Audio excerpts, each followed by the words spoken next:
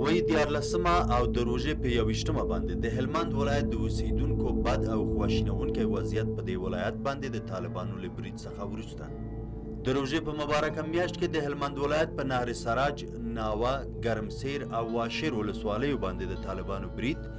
د یادو سیمو اوسیدونکو د طالبانو له ویرې او خپل ژوند د خوندي ساتلو لپاره خپل کورونه او خپل ځان د خوندي ساتلو لپاره خپل کور او کالي پریخي او هرې خواته اواره شوي دي.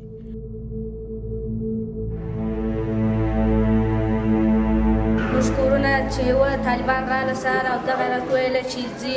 ولاړ سي او دومره طالبان ټکانه به راباندې وکړه. موږ سهار شی نه دي رایستلی چې هغه شی مو رایستی شی مو رانسو رایستلی ول مې وړیه شیشې مو راستي ول مې وړیه چې زه د سپرګریش باندې راوګرځېدم نو زه د همدغه ځای سایې ته راورسېدلم. موږ کومې خواته ولاړ شو موږ څه وکړو